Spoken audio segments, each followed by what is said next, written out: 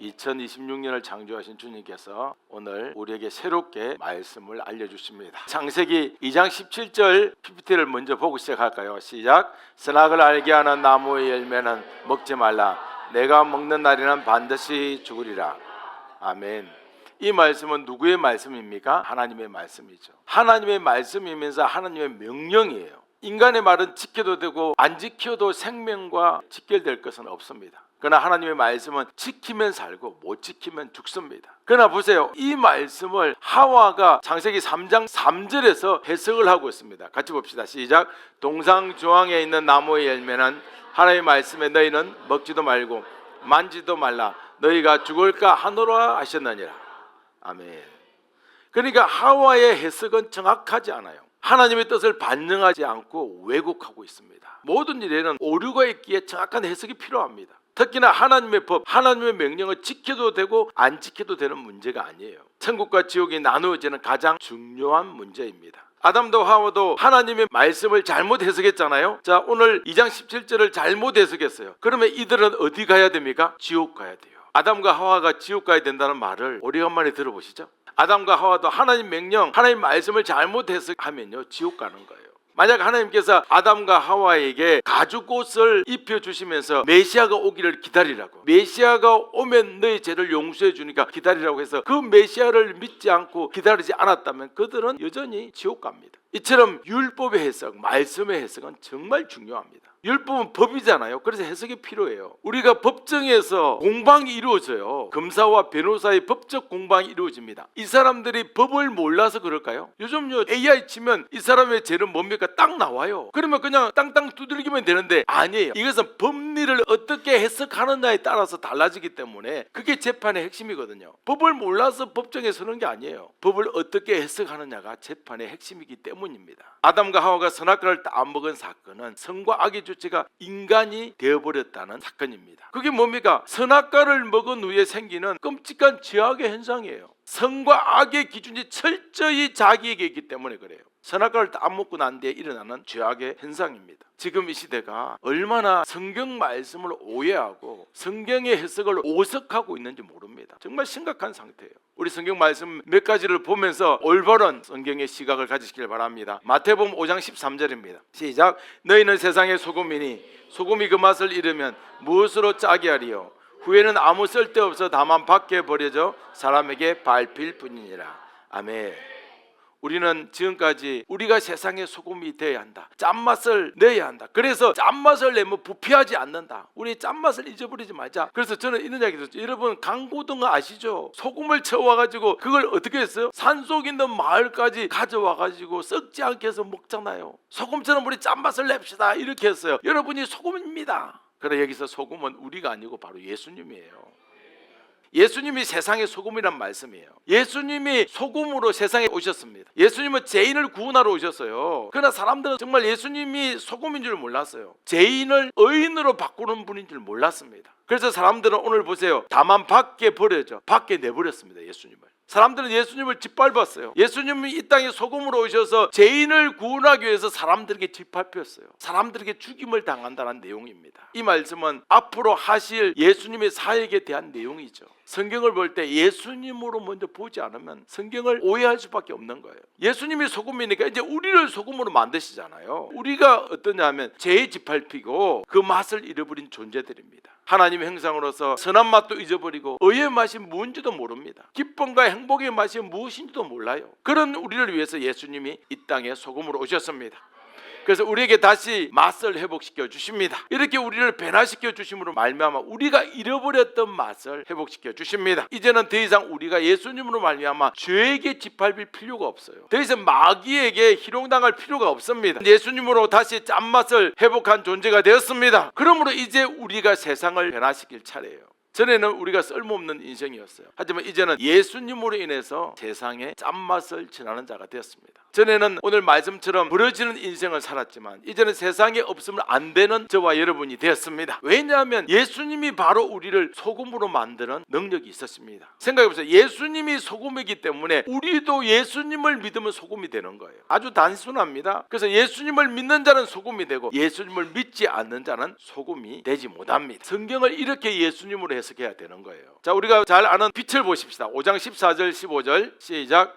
너희는 세상의 빛이라. 산에 있는 동네가 숨겨지지 못할 것이요 사람이 등불을 켜서 말 아래 두지 아니하고 등경 위에 두나니 이름으로 집안 모든 사람에게 비치느니라.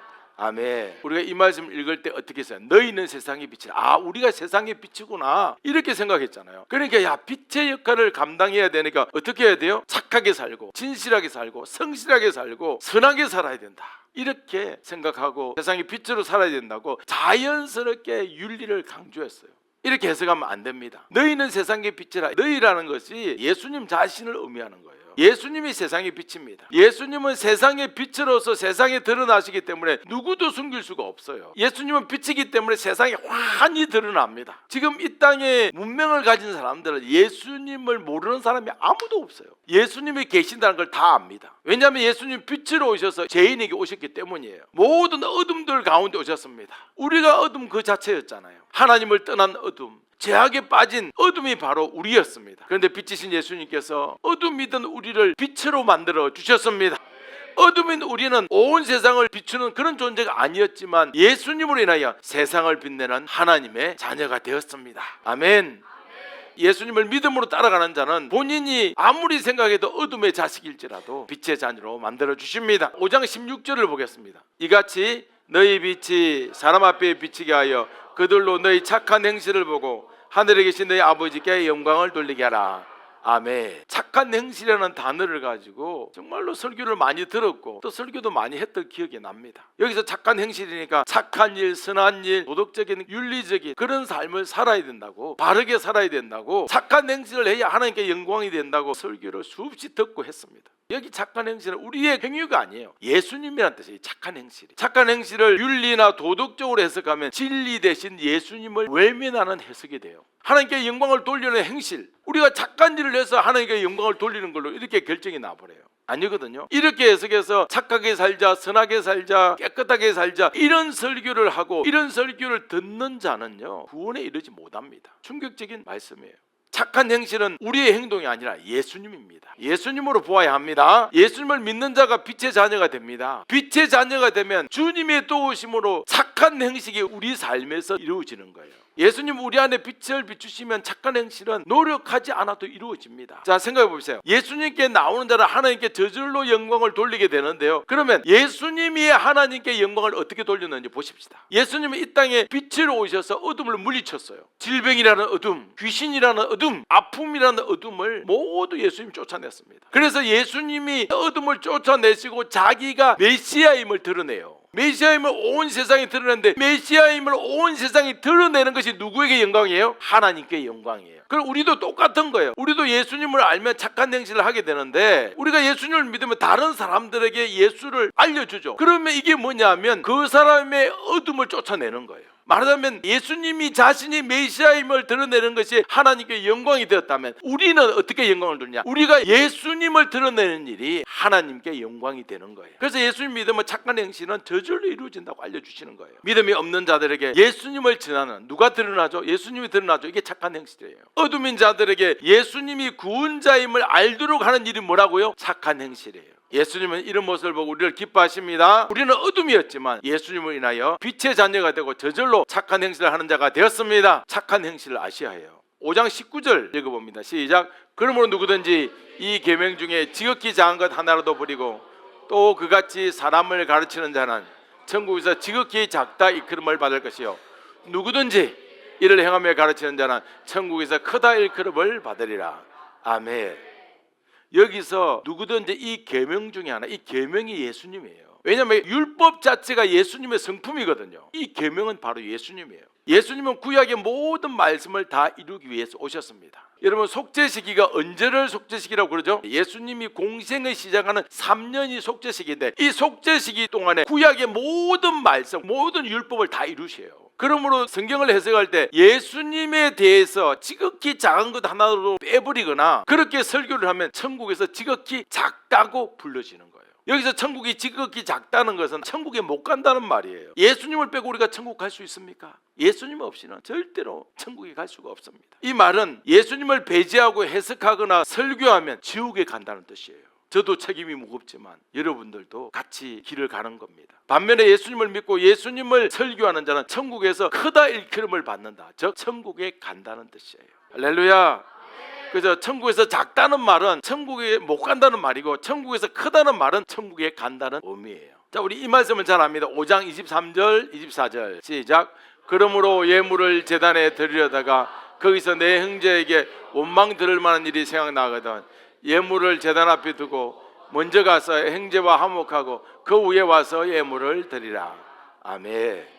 여기서 내 형제는 누굴까요? 우리의 형제나 가족을 의미하지 않습니다. 내 형제는 누구라고요? 예수님이에요. 예수님은 이 땅의 죄인들에게 형제로 찾아오십니다. 예수님에게 원망 들을 만한 일이 생각난다. 원망 들을 만한 일이 뭐죠? 예수님께 회개하지 않는 것이 예수님께 원망 들을 만한 일이에요. 예수님께 회개하지 않고 예수님을 믿지 않는다는 말입니다. 그래서 예수님에게 먼저 가서 회개하고 와서 예물을 드리라는 그런 뜻이에요. 우리는 이것을 어떻게 해석해 왔습니까? 나에게 적용해서 내가 예배 드리다가 누구하고 싸웠으면 예배 수업하고 뛰어가서 저기 가서 회개하고 미안하다 하고 와서 예배 끝나기 전에 축도 받으면 된다, 이렇게 생각을 했어요. 누구나 다 이렇게 생각할 수 있을 겁니다. 이런 인간적인 생각이 아니에요. 우리의 종교 생활보다 예수님께 회개가 우선입니다. 예수 믿는 자에게는 회개의 영을 부어 주십니다. 그래서 예수님 우리에게 형제로 찾아오셔서 우리가 예수님께 회개하도록 만들어 주십니다. 예수님을 믿으면 예수님의 형제가 되고 믿지 않으면 형제가 되지 못합니다. 즉 믿으면 구원, 믿지 못하면 버림받는다는 뜻이에요.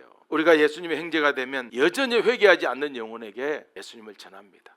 주님은 자기 자녀를 종교적인 노력으로 살아가는 자가 되기를 원치 않으세요. 먼저 예수님께 회개하는 자로 서기를 원하십니다. 25절 26절입니다. 시작. 너를 고발하는 자와 함께 길에 있을 때 급히 사와하라. 그 고발하는 자가 너를 재판관에게 넘겨주고 재판관이 옥내에게 내어줘 옥에 가둘까 염려하라. 진실로 되기로니 네가 한 푼이라도 남김이 없이 다 갚기 전에는 결코 거기서 나오지 못하리라. 아멘. 이 말씀도 읽어보면 어떤 사람에게 잘못해서 고발당하면 감옥 가기 때문에 사람과는 아예 다투어서는 안 되겠다, 착하게 살아야지, 도덕적으로 살아야 되겠다, 누구든지 그렇게 생각할 수 있어요. 그래서 이 세상 살 때 싸우지 말고 다정하게 지내라, 그런 의미로 해석할 수 있습니다. 그런데 오늘 보세요. 너를 고발하는 자가 누구냐면 예수님이거든요. 너를 고발하는 자와 함께 있을 때 급히 사와하라. 급히 풀라는 거죠. 법정에 가기 전까지 문제를 해결하라는 것입니다. 그 문제를 해결하지 못하면 재판관에게 넘겨지고 옥에 가두게 된다는 그런 말씀이에요. 이 말씀은 예수님께 회개하라는 말씀이에요. 길은 곧 우리 인생길입니다. 길이 있을 때, 살아있을 때, 우리 인생길 살아있을 때 회개하라는 의미예요. 할렐루야. 살아있을 때 예수님 앞에 나와서 회개하지 않으면 예수님이 우리의 죄를 심판하십니다. 심판을 받고 지옥에 가면 오늘 말씀 보니까 남김없이 다 갚기 전에는 나오지 못하리라. 우리는 감옥 가서 보석금이 엄청 크나 보다 이렇게 생각하고 못 나오겠구나 이렇게 생각하잖아요. 아니에요. 이것은 지옥에 간다는 얘기예요. 지옥에 가면 우리 죄를 다 갚을 수 없으므로 영원히 나오지 못한다는 말이에요. 그러니까 예수님의 보혈은, 예수님을 믿는 것은 이 땅에 우리가 살아있을 때만 적용되고 가능하다는 얘기예요. 그래서 인생길에 있을 때 예수를 믿어야 합니다. 살아있을 때 회개하지 않으면 지옥에 간다는 무시무시한 말씀이에요. 우리 인생길 한 번뿐입니다. 우리의 기회도 한 번뿐입니다. 젊은 사람들은 이렇게 생각해요. 우리 인생 100년이다. 많이 남았다. 어르신들한테 물어보세요. 많이 남았나? 아니더라고요. 내일 모레 70이고 내일 모레 80이고 얼마 안 남았어요. 오늘 말씀을 보세요. 길에 있을 때 뭐라고요? 급히 사와하라. 지금 인생 나는 많이 남았으니까 금방 갑니다. 그거 예수님 없이 사는 인생 금방 갑니다. 예수님 없이 사는 인생을 오래 살면 살수록 예수 믿기가 더 어려워져요. 그래서 우리는 급히 사와야 되고 급히 예수님께 돌아와야 합니다. 그분 앞에 회개하는 자는 구원에 이르지만 회개하지 않는 자는 영원한 행불에서 나오지 못합니다. 이건 너무 실제적이에요. 그래서 우리의 가장 큰 죄는 뭐예요? 예수님을 믿지 않는 죄입니다. 그래서 예수님 보시기에 가장 아름다운 영혼은 회개하는 영혼입니다. 이처럼 성경은 예수님으로 해석해야 돼요. 인간적으로, 도덕적으로, 윤리적으로 해석하고 설교하면 설교하는 그 자도 반드시 지옥 갑니다. 그런데 문제는 그 설교를 들은 사람도 지옥 간다는 거예요. 성경 해석은 이렇게 중요합니다. 여러분, 성경 해석에 따라서 지옥이냐 천국이냐가 결정되는 거예요. 새 첫날 첫 예배에 정확한 말씀을 알려드립니다. 율법은 인간의 노력으로 해결되지 않고 예수님이 다 이루십니다. 우리에게 가장 필요한 것은 예수님밖에 없습니다. 예수님을 모르면 율법은 내가 지켜야 하는구나 그러면서 지키고 싶어도 다 지킬 수 없는 고통에 빠져요. 하지만 예수님을 알면 율법 자체가 예수님의 성품이에요. 10계명 보세요. 다 지키는 사람 한 명도 없잖아요. 그게 예수님의 성품이에요. 많은 율법 다 예수님의 성품이에요. 그러면 그 성품에 참여하면 구원받는데 율법을 다 참여하고 다 지킬 수 있는 사람이 있다 없다? 없다는 거예요. 그러나 예수님을 사랑하면 율법을 모두 지킨 것과 같습니다. 아멘. 그러면 우리가 해야 될 일은 매일매일 저희가 예수님을 좀 알게 해주세요. 너무 예수님을 모른다고 회개하는 길밖에 없습니다. 아멘. 우리 5장 22절을 보겠습니다.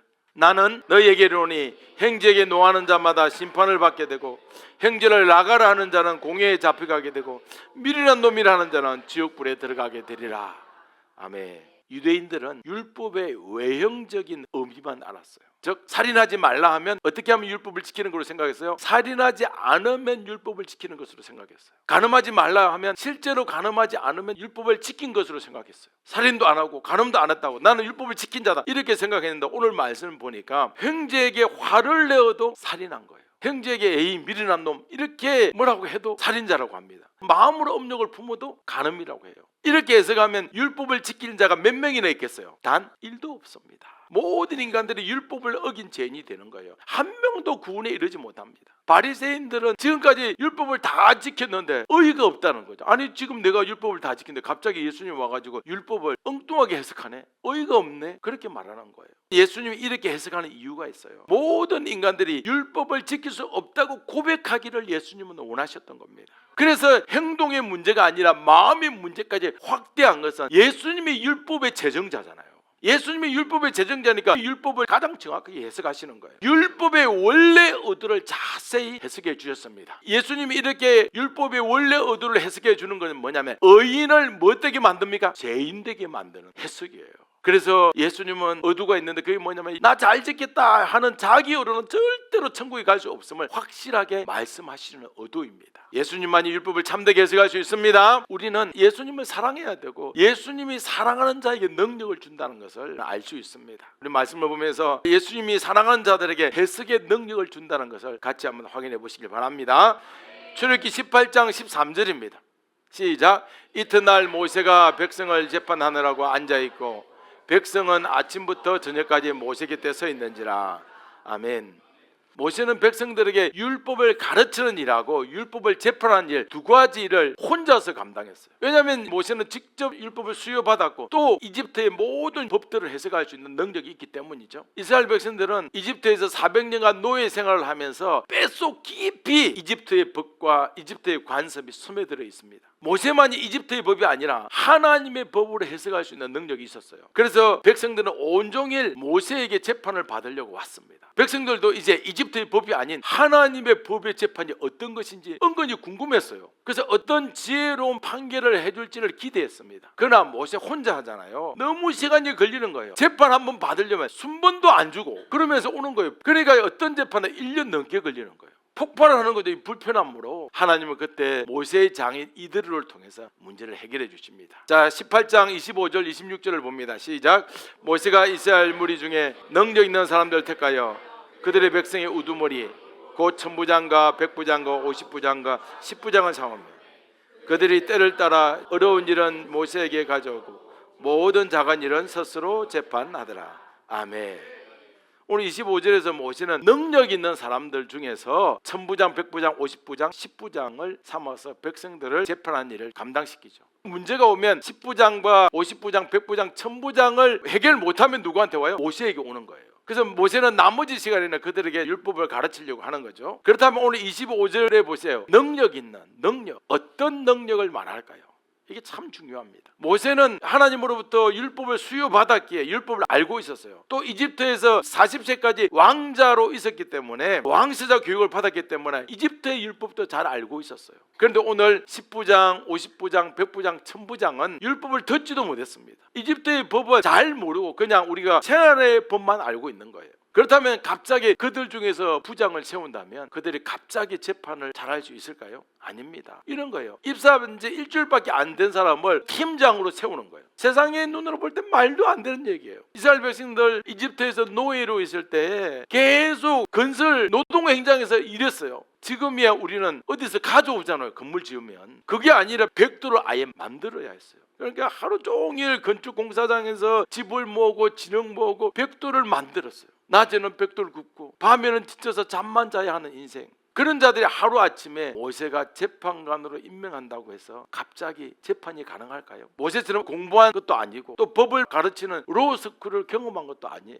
그러면 그들이 가진 능력이 뭔지 알아보십시다. 18장 21절입니다. 시작. 너는 또 온 백성 가운데서 능력 있는 사람들 곧 하나님을 두려워하며 진실하며 불의한 이익을 미워하는 자를 살펴서 백성들 위에 세워 천부장과 백부장과 오십부장과 십부장을 삼아. 아멘. 21절의 능력이 무엇인지를 정확하게 설명하고 있습니다. 머리가 똑똑한 사람이 아니에요. 공부 많이 하는 사람이 아니에요. 리더십이 뛰어난 자가 아닙니다. 누굽니까? 하나님을 두려워하는 자예요. 하나님을 두려워하는 자들입니다. 하나님을 두려워하다는 말은 하나님을 사랑하지만 동시에 하나님을 경외하고 하나님의 그 거룩하심을 두려워하는 거예요. 모세처럼 왕세자 교육을 받지 못하고 몇 달 전까지 죽도록 벽돌만 구워도 상관없어요. 하나님은 전능하시기 때문에, 워낙 전능하시기 때문에 누가 율법을 재판하더라도 그에게 충분히 지혜를 줄 수 있으신 전능하신 분이십니다. 그래서 중간 리더로 세워지는 자는 하나님을 두려워해야 돼요. 하나님만이 선과 악의 기준이기 때문에 인간은 하나님만 의지해야 합니다. 중간 리더에게는 다른 조건이 필요 없었습니다. 하나님을 두려워하는 자, 하나님을 공경하는 자에게 하나님이 지혜를 주십니다. 머리가 똑똑하지 않아도, 판단력이 좀 대단하지 않아도 하나님 주신 지혜로 하나님의 영으로 해석할 수 있는 은혜를 더하여 주십니다. 그래요. 예수님은 택한 자에게 능력을 줄 수 있는 분이에요. 예수님은 지혜를 주고 싶은 자에게 줄 수 있는 분이에요. 또한 예수님은 동시에 반대로 지혜로운 자를 한순간에 바보로 만들 수 있었어요. 건강한 자의 기력을, 그 체력을 한순간에 빼앗아갈 수 있는 분이십니다. 모든 것을 다 주시기도 하지만 다 거두어 가실 수도 있는 분이 바로 예수님이십니다. 이런 예수님을 두려워해야 돼요. 우리는 이런 예수님에 대해서 너무 쉽게 너 예수님이 아니야 그러면 안다 이렇게 말해요. 너무 피상적으로. 예수님이 어떤 분인지 제대로 모르면서도 나 예수님 알고 있어 이렇게 말해요. 그러면서 주님이 내게 능력 주지 않는다고 비관해요. 나에게 신명기 8장에 보니까 재물 얻을 능력을 주신다더니 나에게는 안 주시는구나 이렇게 말을 해요. 사랑하는 여러분, 우리는 그동안 능력이 무엇인지를 오해했어요. 어떻게 오해했냐면 내가 무엇을 많이 하면 내가 능력자이고 내가 아무것도 못하면 나는 무능력자다 이렇게 생각했어요. 내 위치가 대단하면 대단할수록 나는 능력자고 위치가 낮으면 나는 능력자가 아니라고 해서 원망하는, 내가 잘 되면 예수님 능력 많고 내가 안 되면 예수님 능력 없고 이런 착각을 했다는 거예요. 예수님은 그런 우리에게 말씀하십니다. 예수님은 그런 착각하고 있는 우리에게 말씀하십니다. 예수님 이렇게 말하죠. 네가 알든지 모르든지 예수님은 전능하신 분이다. 알든지 모르든지 어떻게 살든지 예수님은 전능하신 분이십니다.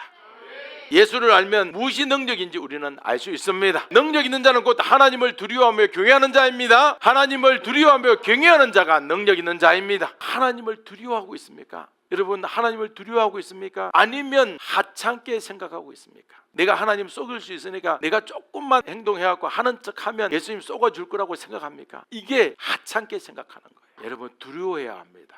예수님을 두려워하면 감히 불평이 나오지 않아야 되겠죠. 두려워한다면 감히 고개를 빳빳이 들고 원망하지 않아야 되겠죠. 두려워한다면 감히 나에게 예수님이 해준 게 뭐냐고 따지지 말아야 합니다. 결국 우리는 하나님을 두려워하지 않는다는 거예요. 제가 하나님을 두려워하지 않습니다. 그러면 보십시다. 하나님을 두려워하지 않는 것 이꼴은 뭐예요? 나에게 뭐가 없다? 능력이 없다. 하나님을 두려워하지 않는 것은 나에게 능력이 없는 거예요. 예수님을 알고 경외하는 자가 세상에서 능력 있는 자입니다. 세계 경제를 주름 잡는 자들, 경제계의 건물들이 능력 있는 자가 아니에요. 그들은 예수님을 모릅니다. 그들은 예수님에게 전혀 관심이 없어요. 누가 예수님을 알고 예수님을 두려워하는 자가 바로 능력자입니다. 예수님을 알고 예수님을 두려워하는 자가 바로 능력자입니다.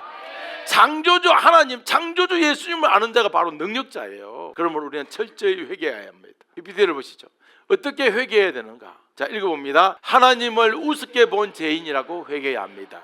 두 번째, 하나님을 사랑하지 않고 하나님의 능력만 사랑한 죄인이라고 회개해야 돼요. 사랑합니다 그래놓고 가로 열고는 하나님 행하시는 그 능력, 탐나서 예수님을 사랑하는 겁니다라고 말하는, 그걸 솔직하게 고백해야 합니다. 세 번째, 예수님이 어떤 분인지 모르고 예수님이 누구신지 관심이 없었다고 철저히 회개해야 합니다. 우리는 살다 보면 예수님께 관심이 없어지는 것 같아요. 이걸 철저히 회개하기를 소망합니다. 그렇습니다. 예수님은 회개하는 자에게 못 주실 것이 없습니다. 예수님의 회개하는 자에게 못 주실 것이 없습니다. 확신하십니까? 예수님은 회개하는 자에게 못 주실 것이 없습니다. 백돌공에게 주신 지혜 쓰레기 같은 우리에게도 주십니다. 예수님이 곧 능력이에요. 예수님을 아는 것이 바로 능력입니다. 예수님을 보려고 하고 보는 것이 능력이에요. 세상 그 어떤 것보다 창조주가 누구인지 아는 것이 능력이에요. 우리에게서는 능력이 나올 수 있습니까? 없습니까? 없습니다. 우리 안에는 좌절과 무능력과 두려움이 가득합니다. 우리가 능력의 근원이신 예수님을 알면 이런 것도 해결됩니다. 어제의 백돌공, 예수님은 어제의 백돌공도 오늘 판사로 만드십니다. 어제의 백돌공을 오늘의 판사로 만드시는 분이 누구십니까? 예수님이십니다. 백돌공 같은 우리의 삶이 전혀 다른 모습으로 바뀌게 됩니다. 26절을 볼까요? 그들이 때를 따라 백성을 재판하되 어려운 일은 모세에게 가져오고 모두 작은 일은 스스로 재판하더라. 그들이 누굽니까? 10부장이죠. 10부장은 그때 당시에 이스라엘 남자가 60만 정도가 됐어요. 그러면 6만 명이에요. 6만 명의 10부장이 있었어요. 그 다음에 50부장은 5분의 1로 줄이면 얼마죠? 5분의 1이니까 그죠? 한 10,000명 정도, 15,000명 정도. 그러면 100부장은 몇 명입니까? 몇천 명이 되겠죠? 6,000명? 그 다음에 천부장은 600명 이렇게 되는 거죠. 자 보십시오. 그 많은 사람들이 자 어느 날 아침에 중간 리더로 세워졌어요. 그 다음부터 바로 재판을 해야 돼요. 10부장이 된 사람은 갑자기 자기에게 맡겨진 일이 너무 두려웠어요. 다음날 아니나 다를까 두 사람이 와가지고 네가 10부장이지, 그러니까 우리 지금 이런 일이 있는데 네가 좀 판결을 해달라. 그런데 이 잘못 판결하면 어떻게 됩니까? 진짜 혼나잖아요. 큰일 나는 거예요. 그래서 두 사람은 서로 이야기를 듣는데 이 듣는 사람은 앉아서 주님 제가 모르겠습니다. 정말 눈앞에 깜깜한 거예요. 철저히 하나님을 의지할 수밖에 없는 거예요. 평소에 공경하고 두려워하던 하나님을 간절히 찾았습니다. 이 사람 말 들으면 이 사람이 맞는 것 같고, 이 사람 말 들으면 이 사람 말이 맞는 것 같고, 주님 저 어떻게 해야 될지 모르겠습니다. 그럴 때 주님께서 그에게 어떻게 말하고 해결할지를 전부 알려주시는 거예요. 할렐루야. 재판받으러 온 두 사람도 만족하고 돌아갑니다. 10부장은 그 시간 동안 시간이 어떻게 간 줄도 몰랐어요. 이런 현상은 10부장 한 사람이 아니라 6만 명의 10부장에게 동시다발적으로 일어난 일입니다. 예수님을 공경하고 두려워했던 그 사람에게는 동일하게 이렇게 일어났던 현상이에요. 할렐루야. 어떻게 해서 이런 일이 일어날 수 있습니까? 하나님을 두려워하는 자, 하나님을 사랑하는 자, 하나님이 누구신지 아는 자들은 정말 어제까지 백돌공하고 공부를 못해도 정말 법을 알려고 노력을 못해도 율법을 재판할 수 있게 주님께서 하셨습니다. 할렐루야. 사랑하는 여러분, 우리 모두 다 중간 리더잖아요. 우리 모두 10부장과 동등한 자들입니다. 우리도 백돌공 같은 자였어요. 우리도 능력 없는 자였습니다. 우리는 어떻게 보면 희망이 없는 자였어요. 그렇지만 예수님은 자신을 주셨습니다. 예수님을 믿는 자는 소금이 되고, 예수님을 믿는 자는 빛의 자녀가 되고, 예수님을 믿는 자에게는 회개의 영을 부어 주십니다. 그러므로 우리는 마음껏 회개해야 합니다. 여러분 마음껏 회개하길 소망합니다. 그래서 마음껏 회개하기 시작하면 예수님을 사랑하게 도와주셔요. 예수님을 존경하게 하십니다. 예수의 영이 정말 그 영을 붙잡아 주십니다. 그래서 예수님을 두려워하게 하십니다. 이 예수님을 두려워하게 하는 그 순간이 뭘 주는 시간이에요? 능력을 주는 시간이에요. 예수님은 아무런 능력 없는 백돌공 같은 우리를 예수님의 영을 부으셔서, 예수님의 지혜를 부으셔서 어제의 백돌공을 오늘의 재판관으로 만들어 주십니다. 앞이 캄캄해질 때, 정말 이 일을 어떻게 해결하지 모를까 앞이 캄캄해질 때 예수님은 우리에게 능력을 주십니다. 그래서 내 인생의 주어, 내 말의 주어를 예수님으로 해야 합니다. 내 인생 예수님으로 해석해야 합니다. 내 인생 예수님으로 해석하면 그때 능력이 시작됩니다. 할렐루야. 그 비결은 바로 예수님의 능력입니다. 예수님만이 우리의 능력입니다.